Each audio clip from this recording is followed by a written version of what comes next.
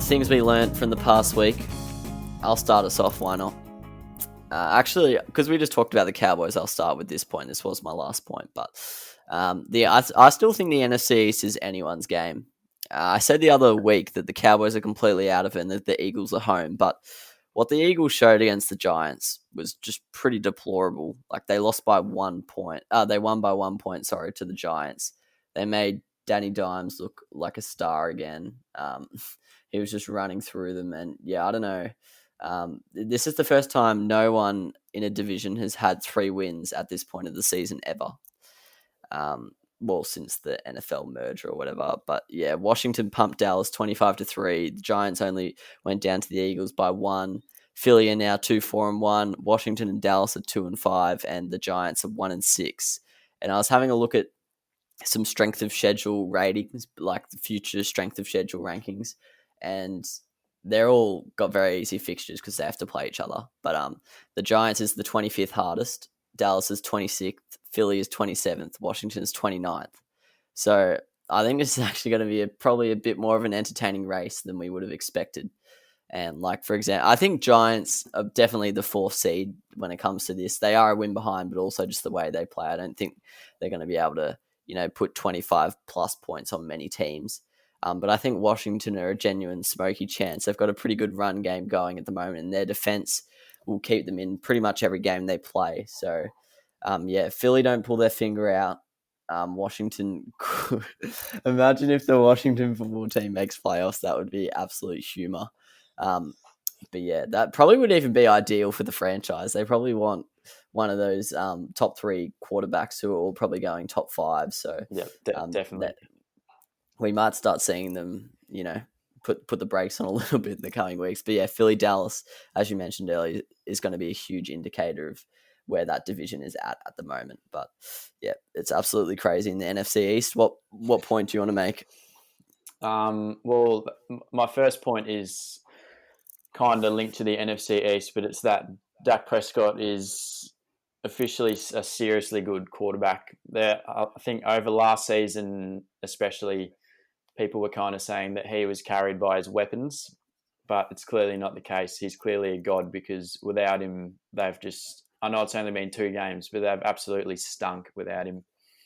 So I think people need to start respecting him a bit more, and he deserves to be paid the huge amount of money that he's asking for.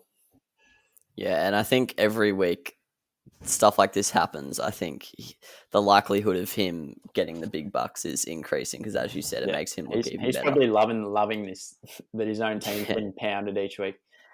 Yeah, like I think last 2 seasons, because Dallas haven't been that great, I think, as you said, he's been copping the criticism. But I think same as this year, it's a lot more the defense than the offense. Like they've just got to sort out both sides of the ball. You can't just play one side of the ball and just expect to be good.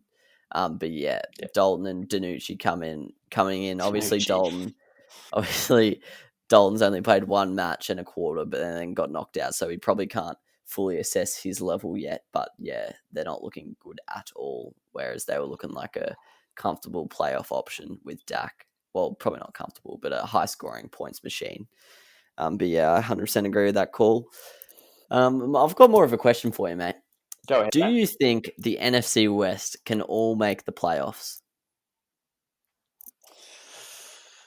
Well, it's a spicy question. I don't know if it's like physically possible. I haven't done the math on it, but I'd say they deserve to. They're probably all in the top 7 teams in the NFC at the moment. But I don't reckon they will. I reckon 3 of them will. Yeah, I think it is possible, but I think it will be tough because obviously at the back end of the year, a lot of the divisional matchups happen. But right now they all sit on at least 4 wins. So if you were going to rank the 4 teams, how would you seed them? See, San Fran's hard. Impossible. San Fran's an absolute mystery because some weeks they've looked like 2019, some weeks they've looked like 2018. Like it's just, well, to be honest, they weren't even that bad in 2018. I don't think. I think they did all right given Jimmy G's injury. But yeah, you know what I mean. They haven't looked great some weeks, and then other weeks they've looked really good, like they did on the weekend. The Rams' offense is, I think it's flying under the radar in terms of how bad it is. I think their defense is taking a lot of the attention away from them because they're not playing that well at the moment, which was highlighted by their match against the Bears. They did put up 24 against a fairly good defense, but I think they're kind of just scraping through it, and they're almost becoming the 49ers, but worse in terms of their offensive play. They've kind of changed their style this year. I think you'd have to put Seattle first, Yeah, that's even that's though a they given. cannot even though they can't defend, they could put up 30 plus against any team in the comp. Then it's hard to go past the Cardinals in number 2. Like, I know, yeah, I don't know. What do you think? If you had to do it, where would you have the Cards? Would you I have them think second or? I don't know. Seahawks definitely first, and then I'd probably go Rams, Niners, Cardinals, Ooh. which might be bold, but I'll take the teams that have kind of shown they can do it already. Still Yeah. a couple question marks over the Cardinals, although that win was pretty impressive. Yeah, Cardinals, Rams, Niners. I think they're all very close. Like, if you Yeah, did a league wide 1 to 32, I think they would be within like 5 of each other. Like yeah, that, I think they would be agreed. clumped together. But I think there is a good chance they all make it. I think their biggest threat is the Saints. But apart from that, I don't even know who's opting Chicago. for the. They're so bad though. I don't know what their strength of schedule's like, but they have like it's probably one of the worst 5-2s I've ever seen. Yeah. They've been pretty horrid. They just can't score more than like 20 points. What about Detroit? Yeah, nah, Detroit. Like, I know I just said they've got an easy schedule, but they haven't. They beat the Cardinals when they weren't playing that well, and then apart from that, they haven't had too many good wins. Obviously, NFC East isn't getting a wild card. Panthers and Falcons are pretty much out of it. I don't think the NFC North's getting a wild card. The Bears might get there just because they're realistically only 3 wins away from a wild card, maybe 4. Um, but I think there's a genuine chance. I just don't know how it will work out with the matchups coming in at the end of the season. But yeah, it's going to be a very interesting one to watch because it would be pretty legendary if they all made it. Yeah. It'd be good fun to see, I reckon. Because I oh, that's a lie. I don't really like watching the Rams, but I like the Cardinals, so I'd like them to make it. But yeah, what's your next point, mate? Um, I'll go with the Patriots. That they look absolutely cooked, and as of right now, I'd probably have the Dolphins seated above them in my power rankings, and I can't really see them making the playoffs unless they really turn it around. Yeah, I was actually that was one of my. I always make a list of like 30 and then just have to eliminate like 25. But yeah, that was going to be one of mine. Can we put a line through the Patriots? Do you think? I'm not saying we're putting a line through them, but there are 2 weeks ago they were looking like a given to make the playoffs, and now they're looking pretty unlikely. So Yeah, I don't it's know. not. It's not looking good for the Patriots at all. I still think they'll finish above Miami, Yeah, they just should. because they'll find a way. But yeah, the wild card's looking unlikely. They've got to like the AFC North is probably going to snag 2 wild cards. The AFC South and AFC West will probably get the other one. You'd think. But yeah, I can't really see a world where the Patriots make the playoffs from here. It would have to be a pretty remarkable turnaround. But in saying that, they do, like they've got to play the Jets a couple times, I think. So, and probably Miami another time. Yeah, And I think they have to play the Bills twice again, which they'll be pretty important matches because the Bills they're a good team, but they haven't looked great the last couple of weeks. So, their games, the Patriots could eye off a win, and then all of a sudden they're actually in the mix for the AFC East. So, but yeah, I'd probably if I had to put my money somewhere, I'd put a line through them. To be honest. Next up, I've got another question: is Kyler Murray of 2020 as good as Lamar Jackson of 2019? I think. Even though he's had 2 huge primetime victories, I still think Kyler Murray's going a little bit underappreciated this year.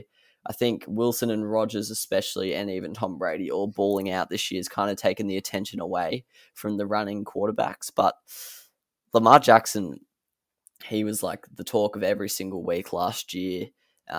Clear MVP favorite, won unanimously, which is like the first time in history that's happened or something. And like statistically, Kyler Murray is not that far away from him. I think he is something like 10 less rushing yards a game than Lamar last year, but 50 more passing yards. And they were both at this exact same 5-2 record at this time of year last year, and record has a huge like bearing on like the MVP. So I'm not saying Kyler's going to win the MVP, but do you think Kyler is actually as good as Lamar last year? I think he's being underappreciated, but I don't think he's Lamar level of last year. I think his rushing is. He scored like 7 rushing touchdowns through Yeah. 6 or 7 games, which is outrageous. But I think Lamar has him covered in the passing. Like Lamar was throwing like 4 touchdowns every week at some points last season. So I go Yeah, Lamar. and one thing Kyle's got is DeAndre Hopkins.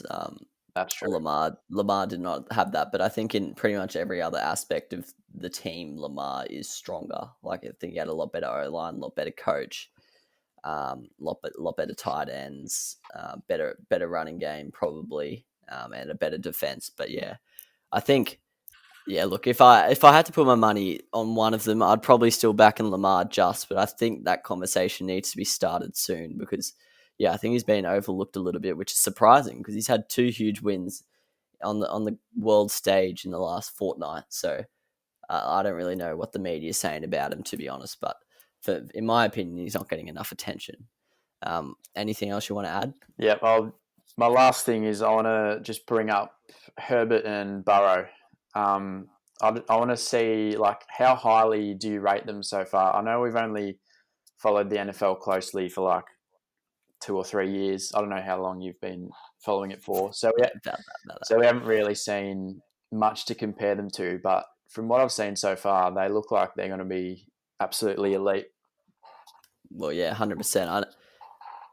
Yeah, in the last few draft classes, Kyler had a pretty good rookie year, and Baker did a bit, Yeah, showed signs, but apart from that, a lot of the high draft picks have kind of flopped. Like Darnold still hasn't really done anything. Danny Jones, yeah, he looked good the first couple of weeks, and then he started having like 6 fumbles a game.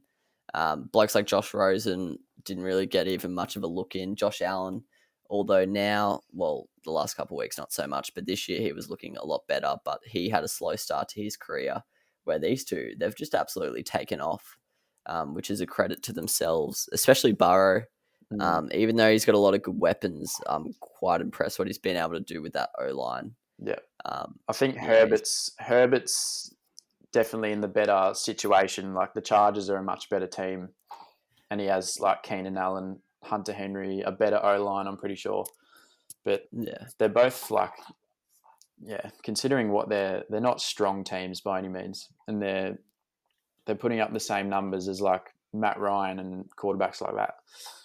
Yeah, I think Herbert's is a lot down to the scheme though. Like it allows him to make a lot of big throws, but he's got to hit those throws, and he's been doing Yeah, it time after time. So, and Herbert's played some of the best defenses in the league. Like he played the Bucks and did pretty well against them. So, yeah, very exciting times, and we're going to get to see Tua this week. very Sadly, excited has for the that. Rams first, which is quite a bit of a. It'll be an interesting watch if he can do well against the Rams. He can pretty much do well against any defense at the moment. But yeah, excited to see how Tua goes. Could make this one of the all-time rookie draft classes in the QB position. But yeah, definitely frothing the way those guys are playing at the moment. My final point is I think the Buccaneers are the clear favorite in the NFC. I'm not quite sure if they're the AFC, like as good as the Chiefs. I think they're better than the Steelers personally. I think they're the most complete team in the NFL. Like the Chiefs, they're a better offense than the Bucks, but the Bucks defense is a lot better than the Chiefs. I think they've shown it in quite a few back-to-back matches now. What they did against the Packers was sensational. What they did against the Raiders on the weekend was crazy. The weapons they have on offense is absolutely outrageous. Like as you said, we haven't been following NFL that long, but I've never seen a team even close to it in terms of weaponry. They've added they have added Antonio Brown. And I can't lie, I'm not the biggest fan of the maneuver. Obviously, as big fantasy players, we kind of automatically think of the fantasy impact it'll have. But in terms of the team, I don't really rate it. I think, like to me, it's almost like don't fix what's not broken. Like I think it's risky, even though it's pretty hard to lose anything by adding a world class wide receiver. But For me, I just wouldn't really want to be touching like the perfect recipe, if you know what I mean. Even though it seems like a great pickup in concept, he's had so much drama over the last 2 years. I wouldn't really want that coming into my team personally, but Tom Brady seems to get along with him quite well, even though they only had 11 days at the Patriots together. What do you think? Do you rate the Antonio Brown pickup, or Yeah, are you worried about it? I think it's pretty risky, but I mean, they're right in the Super Bowl window, so like I guess why not just add probably one of the best wide receivers in the history of the game to your roster and just see what happens. I don't really think it'll negatively impact them on the field unless Antonio Brown gets into some more trouble with something off field. But yeah, I don't mind it. Yeah, I think it's also another pro of the move is Evans has been injury prone the last like 3 seasons, and Godwin's been injury prone this year. So Yeah. although they have great weaponry, all of a sudden you take one of them out, OJ Howard's out for the whole season, then you're not looking as scary. But to have Antonio Brown as like a third wide receiver, basically, like I'm sure some weeks he'll be the main man, but yeah, it's pretty crazy. I feel bad for Scotty Miller. Absolutely killed it on the weekend, and he's been looking pretty good all year, to be honest. And he's going to be probably the most impacted out of it. But yeah, very exciting for the Bucks. Looking forward to some more of their primetime matches, to be honest. I think they'll provide some interesting ones for us. But yeah, how do you feel about that? The Bucks being the best team in the NFC. Do you rate the Packers or Seattle over them, or do you like that call? Well, I've got a huge soft spot for the Packers, so I'm going to back in Aaron Rodgers, but the Buccaneers did just pound them last week by like 28 points. So, I mean, I wouldn't be surprised if the odds had the Buccaneers as favourites at the moment. Yeah, I just think I'd have Seahawks third. Yeah, I think Seahawks defense is not good enough. Packers defense, I think they've got time to improve it realistically. They know they're going to be there in January, so they've got time to improve that side of the ball. And if they do improve that, then I'll consider them in the conversation. But right now, if we had the playoffs right now, I think the Packers aren't good enough on defense. But yeah, they were good last year, so if they can get back to that level, I'm sure it'll be an interesting NFC playoff situation there. It's a miracle! Oh yeah! What about that one? No! Unbelievable! Balotelli, Aguero! Crowd cheers. Here's Siddle.